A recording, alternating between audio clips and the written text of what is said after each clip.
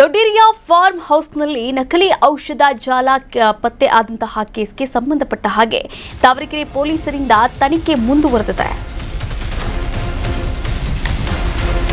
Dodderi form ಹೌಸ್ನಲ್ಲಿ ನಕಲಿ ಔಷಧ ಜಾಲ ಪತ್ತೆ ಕೇಸ್. ತಾವರೆಕೆರೆ ಪೊಲೀಸರಿಂದ ಮುಂದುವರಿದ ತನಿಖೆ ಮತ್ತು ತಲಾಶ್. ಈಗಾಗಲೇ ಪ್ರಕರಣಕ್ಕೆ ಸಂಬಂಧಪಟ್ಟ ಹಾಗೆ 4 ಅರೆಸ್ಟ್ ಮಾಡಲಾಗಿದೆ. ಫಾರ್ಮ್ ಹೌಸ್ನಲ್ಲಿ ಕೆಲಸ ಮಾಡ್ತಾ ಇದ್ದಂತಹ ಪ್ರಭುದೇವ್, ಫಾರ್ಮ್ ಹೌಸ್ ಉಸ್ತುವಾರಿ ನೋಡುತ್ತಿದ್ದಂತಹ ತೇಜಸ್ ಮತ್ತು ನವೀನ್, ಈ ನಕಲಿ ಔಷಧಿ ಸರಬರಾಜು ಮಾಡ್ತಾ ಇದ್ದಂತಹ ವೆಂಕಟೇಶ್, ಈ 4 ಕೂಡ ಬಂಧನ ಮಾಡಲಾಗಿದೆ. ಫಾರ್ಮ್ ಹೌಸ್ನಿಂದ ಎಲ್ಲೆಡೆ ಸರಬರಾಜು ಮಾಡಲಾಗ್ತಾ ಇತ್ತು ಈ ನಕಲಿ ಔಷಧವನ್ನ. ನೋಡಿ, ರಾಜ್ಯ ರಾಜಧಾನಿ ಬೆಂಗಳೂರು ಮಗ್ಗುಲಲ್ಲೇ ಕೋಟ್ಯಾಂತರ ರೂಪಾಯಿ ಮೌಲ್ಯದ ನಕಲಿ ಔಷಧಗಳು ಮಾರಾಟ ಮಾಡ್ತಾ ಇದ್ದಂತಹ ಜಾಲ ಪತ್ತೆಯಾಗಿರುವಂಥದ್ದು.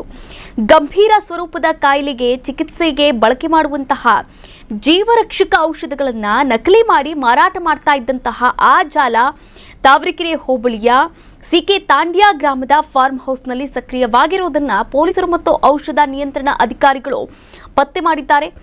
ಇಲ್ಲಿಂದ ಅಪಾರ ಪ್ರಮಾಣದ ಸುಮಾರು 6 ಕೋಟಿ ರೂಪಾಯಿಗಳಿಗೂ ಅಧಿಕ ಮೌಲ್ಯದ ನಕಲಿ ಔಷಧಗಳನ್ನು ವಶಪಡಿಸಿಕೊಳ್ಳಲಾಗಿದೆ. ಈ ಘಟನೆಗೆ ಸಂಬಂಧಪಟ್ಟ ಹಾಗೆ ಈಗಾಗಲೇ 4 ಕೂಡ ಬಂಧನ ಮಾಡಲಾಗಿದೆ. ಪ್ರಮುಖ ಆರೋಪಿ ವಿದೇಶದಲ್ಲಿ ತಲೆಮರೆಸಿಕೊಂಡಿದ್ದಾನೆ ಅಂತ ಪೊಲೀಸರು ಹೇಳಿಕೆಯನ್ನು ನೀಡಿದ್ದಾರೆ. ಎಚ್ಚೆತ್ತುಕೊಂಡ ಸರ್ಕಾರ ಎಲ್ಲ ಬಗ್ಗೆ ಔಷಧಿ ಪರಿಶೀಲಿಸಲು ನಿರ್ಧಾರ. ಈ ಬಗ್ಗೆ ಅಲರ್ಟ್ ಆದ ಆರೋಗ್ಯ ಇಲಾಖೆ ಪರಿಶೀಲನೆ. ನಕಲಿ ಔಷಧಿ ಪತ್ತೆಯಾದರೆ ಕ್ರಮ ಕೈಗೊಳ್ಳಲು ಸರ್ಕಾರದ ಸುತ್ತೋಲೆ ಹಾಗೆ ಎಲ್ಲ ಔಷಧ ನಿಯಂತ್ರಕರಿಗೆ ಸರ್ಕಾರ ಗಂಭೀರವಾದಂತಹ ಸೂಚನೆಯನ್ನ ಕೂಡ ಕೊಟ್ಟಿದೆ.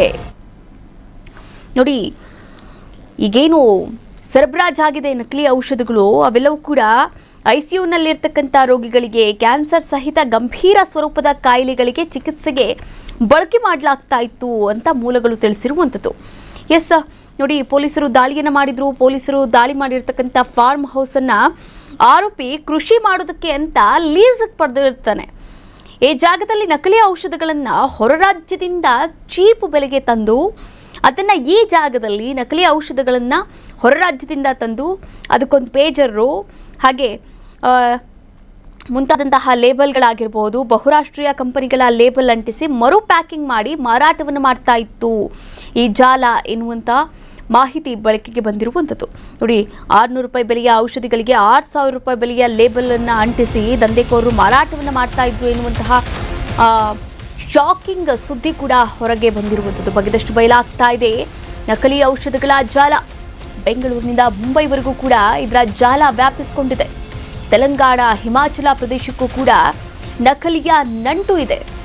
ಅಪಾರ ಔಷಧ ನಿಯಂತ್ರಕರಿಂದ ಸ್ಫೋಟಕ ಮಾಹಿತಿ ಹೊರಬಿದ್ದಿರುವಂಥದ್ದು. ದೇಶದಾದ್ಯಂತ ವಿಸ್ತರಣೆಯಾಗಿರ್ತಕ್ಕಂಥ ನಕಲಿ ಔಷಧ ಜಾಲ ಖಾಸಗಿ ಆಸ್ಪತ್ರೆ, ಮೆಡಿಕಲ್ ಸ್ಟೋರ್ಗಳಿಗೆ ನಕಲಿ ಮೆಡಿಸಿನ್ ಲಗ್ಗೆ ಇಟ್ಟಿದೆ. ನೋಡಿ, ನಕಲಿ ಔಷಧಗಳನ್ನು ದಂಧೆಕೋರರು ತೆಲಂಗಾಣ, ಹಿಮಾಚಲ ಪ್ರದೇಶದಿಂದ ತರಿಸ್ತಾ ಇದ್ರು. ಈ ಘಟನೆಗೆ ಸಂಬಂಧಪಟ್ಟ ಹಾಗೆ ಪೊಲೀಸರು ಈಗಾಗಲೇ ಪ್ರಭುದೇವ್, ತೇಜಸ್, ವೆಂಕಟೇಶ್ ಚೌಧರಿ ಹಾಗೆ ನವೀನ್ ಕೆಪಿ, ಈ 4 ಕೂಡ ಬಂಧನ ಮಾಡಿದ್ದಾರೆ. ಘಟನೆಯ ಪ್ರಮುಖ ಸೂತ್ರಧಾರ ಯಾರಿದ್ದಾರೆ ಅಂದರೆ ಪ್ರಶಾಂತ್, ವಿದೇಶದಲ್ಲಿ ತಲೆಮರೆಸಿಕೊಂಡಿದ್ದಾರೆ. ಈತನಿಗಾಗಿ ಈಗಾಗಲೇ ಬಲೆ ಬೀಸಲಾಗಿರುವಂಥದ್ದು. ಇನ್ನು 1.5 ವರ್ಷಗಳಿಂದ ಕೂಡ ಸಿಕೆ ತಾಂಡ್ಯ ಗ್ರಾಮದಲ್ಲಿ ಸದ್ದಿಲ್ಲದೆ ಈ ನಕಲಿ ಔಷಧ ದಂಧೆ ನಡೀತಾ ಇತ್ತು. ಪತ್ತೆ ಹಚ್ಚುವಲ್ಲಿ ತಾವರೆಕೆರೆ ಪೊಲೀಸ್ ಠಾಣೆಯ ಕಾನ್ಸ್ಟೇಬಲ್ ಶಿವರಾಜು ಮತ್ತು ರಘು ಎಂಬುವರು ಸಹಕಾರವನ್ನು ನೀಡಿದ್ದಾರೆ ಎನ್ನುವಂತಹ ಮಾಹಿತಿಗಳು ಕೂಡ ಲಭ್ಯವಾಗಿರುವಂಥದ್ದು. ನೋಡಿ, ರಾಷ್ಟ್ರ ಮಟ್ಟದಲ್ಲಿ ಕಾರ್ಯಾಚರಣೆ ಮಾಡ್ತಾ ಇರುವಂತಹ ಜಾಲ ಅಂತ ಅನುಮಾನ ಕೂಡ ವ್ಯಕ್ತವಾಗಿದೆ. ಇದರ ವ್ಯಾಪ್ತಿ ಎಲ್ಲಿಂದ ಎಲ್ಲಿಗೆ ಹೋಗಿದೆಯೋ ಗೊತ್ತಿಲ್ಲ. ಇಡೀ ದೇಶದಾದ್ಯಂತ ವಿಸ್ತರಣೆ ಆಗಿರಬಹುದು ಈ ನಕಲಿ ಔಷಧ ಜಾಲ. ಎಸ್, ಹೀಗಾಗಿ ಗ್ರಾಮದಲ್ಲಿ ಹೀಗಾಗಿ ಪೊಲೀಸರು ಕೂಡ ತಲಾಶ್ ನಡೆಸ್ತಾ ಇದ್ದಾರೆ. ಹಾಗೆ ಆರೋಗ್ಯ ಸಚಿವರಾದಂತಹ UT ಖಾದರ್ ಈ ಕುರಿತಂತೆ ಮಾಹಿತಿಯನ್ನು ಕೂಡ ಕೊಟ್ಟಿದ್ದಾರೆ ಸುದ್ದಿಗೋಷ್ಠಿಯ ಮೂಲಕ. ಇನ್ನು ನೋಡಿ, ತಾವರೆಕೆರೆಯ ಪೊಲೀಸರಿಂದ ತನಿಖೆ ಮುಂದುವರಿಸಲಾಗಿದೆ. ಬಗೆದಷ್ಟು ಬಯಲಾಗ್ತಾ ಇದೆ ಈ ನಕಲಿ ಔಷಧಗಳ ಜಾಲ. ಬೆಂಗಳೂರಿಂದ ಮುಂಬೈವರೆಗೂ ಕೂಡ ಇದರ ವ್ಯಾಪ್ತಿ ಹರಡಿಕೊಂಡಿದೆ ಎನ್ನುವಂತಹ ಮಾಹಿತಿಗಳು ಕೂಡ ಶಾಕಿಂಗ್ ಸುದ್ದಿ ಹೊರಬಿದ್ದಿರುವಂಥದ್ದು. ದೇಶದಾದ್ಯಂತ ವಿಸ್ತರಣೆಯಾಗಿದೆ ಈ ನಕಲಿ ಔಷಧ ಜಾಲ. ಖಾಸಗಿ ಆಸ್ಪತ್ರೆ, ಮೆಡಿಕಲ್ ಸ್ಟೋರ್ಗಳಿಗೆ ನಕಲಿ ಮೆಡಿಸಿನ್ ಲಗ್ಗೆ ಇಟ್ಟಿರಬಹುದು. ಈ ಬಗ್ಗೆ ತನಿಖೆಯನ್ನು ನಡೆಸೋದಕ್ಕೆ ಸುತ್ತೋಲೆ ಕೊಡುವಂತಹ ಹಾಗೆ ಆರೋಗ್ಯ ಇಲಾಖೆ ಪರಿಶೀಲನೆ ನಡೆಸುವಂತಹ ಕ್ರಮ ಕೈಗೊಳ್ಳೋಕೆ ಕೂಡ ಮುಂದಾಗಿರ್ತಕ್ಕಂಥದ್ದು. ಈಗಾಗಲೇ ಸರ್ಕಾರದ ಸುತ್ತೋಲೆ ಕೂಡ ಇದೆ. ಎಲ್ಲ ಔಷಧ ನಿಯಂತ್ರಕರಿಗೆ ಸರ್ಕಾರ ಗಂಭೀರವಾದಂತಹ ಸೂಚನೆಯನ್ನು ಕೂಡ ಕೊಟ್ಟಿದೆ. ಸರ್ಕಾರ ಎಚ್ಚೆತ್ತುಕೊಂಡಿದೆ ಈ ಒಂದು ವಿಚಾರದಲ್ಲಿ. ಆರೋಗ್ಯ ಸಚಿವ UT ಖಾದರ್ ಈ ಕುರಿತಂತೆ ಸುದ್ದಿಗೋಷ್ಠಿಯನ್ನು ಕೂಡ ನಡೆಸಿದ್ರು, ಮಾಹಿತಿಯನ್ನು ಕೂಡ ನೀಡಿದ್ದಾರೆ. ನಿನ್ನೆ 5 ಕೋಟಿಗೂ ಹೆಚ್ಚು ಅಂತ ಹೇಳಲಾಗ್ತಾ ಇತ್ತು. ಆದರೆ ಸೀಸ್ ಮಾಡಿದಂತಹ ನಕಲಿ ಔಷಧಗಳನ್ನು ಗಂಭೀರವಾಗಿ ಪರಿಗಣಿಸಿರ್ತಕ್ಕಂಥ ಆರೋಗ್ಯ ಇಲಾಖೆಯ ತಂಡ ಇದೀಗ ಈಗಾಗಲೇ 6 ಕೋಟಿಗೂ ಅಧಿಕ ಮೌಲ್ಯ ಇರ್ತಕ್ಕಂಥ ಔಷಧ ಪತ್ತೆಯಾಗಿದೆ ಎನ್ನುವಂತಹ ಮಾಹಿತಿ ಕೊಟ್ಟಿದ್ದಾರೆ. ಈ ಒಂದು ವಿಚಾರಕ್ಕೆ ಸಂಬಂಧಪಟ್ಟ ಹಾಗೆ ನಮ್ಮ ಪ್ರತಿನಿಧಿ ಸಂಜಯ್ ಗೌಡ ದೂರವಾಣಿ ಸಂಪರ್ಕದ ಮೂಲಕ ಜಾಯಿನ್ ಆಗ್ತಿದ್ದಾರೆ. ಮತ್ತಷ್ಟು ಅಪ್ಡೇಟ್ಸ್ ಕೂಡ ನೀಡ್ತಾ ಹೋಗ್ತಾರೆ. ಸಂಜಯ್, ನೋಡಿ, ಬೆಂಗಳೂರು ಅಕ್ಕಪಕ್ಕದಲ್ಲೇ ಈ ರೀತಿ ಕೋಟ್ಯಾಂತರ ರೂಪಾಯಿ ನಕಲಿ ಔಷಧ ದಂಧೆ ಪತ್ತೆಯಾಗಿರುವಂಥದ್ದು. ಈ ಕುರಿತಂತೆ ನಿನ್ನೆ ಅಷ್ಟೇ ಸುದ್ದಿಗೋಷ್ಠಿಯಲ್ಲಿ UT ಖಾದರ್ ಅವರು ಕೂಡ ಮಾಹಿತಿಯನ್ನ ಕೂಡ ಕೊಟ್ಟರು. ಹಾಗೆ ಕಟ್ಟುನಿಟ್ಟಿನ ಕ್ರಮ ತೆಗೆದುಕೊಳ್ಳೋಕೆ ಸರ್ಕಾರ ಕೂಡ ಸುತ್ತೋಲೆಯನ್ನ ಹೊರಡಿಸಿರುವಂಥದ್ದು. ಈ ಒಂದು ನಕಲಿ ಔಷಧ ಜಾಲ ಎಲ್ಲಿಂದ ಎಲ್ಲಿವರೆಗೂ ಕೂಡ ತನ್ನ ವ್ಯಾಪ್ತಿಯನ್ನ ಹರಡಿಕೊಂಡಿದೆ, ಈ ಕುರಿತಂತೆ ಏನಾದರೂ ಅಪ್ಡೇಟ್ಸ್ ಸಿಕ್ಕಿದ್ಯಾ, ಹೇಗೆ ಸಂಜಯ್?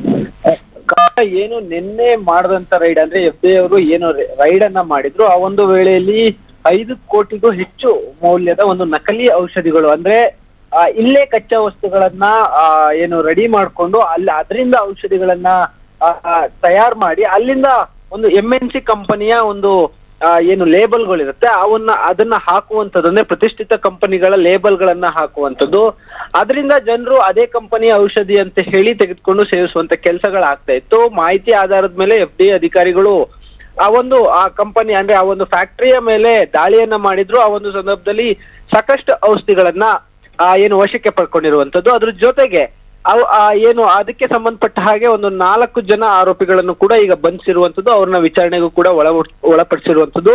ಈ ಒಂದು ಜಾಲ ಏನು ಮುಂಬೈ ತನಕನೂ ಹರಡಿದೆ ಅಂತಾನೆ ಹೇಳ್ಬೋದು. ಯಾಕೆಂತ ಹೇಳಿದ್ರೆ ಇಲ್ಲಿ ತಯಾರಾದಂತಹ ಒಂದು ಏನು ಔಷಧಿಗಳೇನಿರುತ್ತೋ ಅದು ಮುಂಬೈ ಮತ್ತೆ ಅಂದ್ರೆ ಬೇರೆ ಬೇರೆ ಅಕ್ಕಪಕ್ಕ ರಾಜ್ಯಗಳಿಗೆ ಮತ್ತೆ ಜಿಲ್ಲೆಗಳಿಗೆ ರವಾನೆ ಕೂಡ ಆಗ್ತಾ ಇತ್ತು, ಅಂದ್ರೆ ರಫ್ತು ಕೂಡ ಆಗ್ತಾ ಇತ್ತು ಅಂತ ಹೇಳಿ ಕಂಡು ಬಂದಿರುವಂತದ್ದು.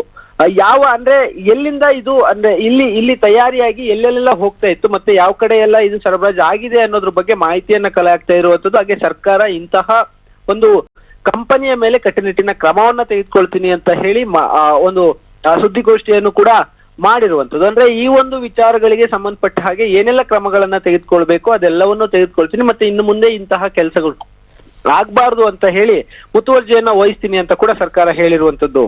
ಕಾವ್ಯ, ಥ್ಯಾಂಕ್ ಯು ಸಂಜಯ್ ಗೌಡ, ತಮ್ಮೆಲ್ಲ ಡೀಟೇಲ್ಸ್ಗಾಗಿ ಧನ್ಯವಾದಗಳು.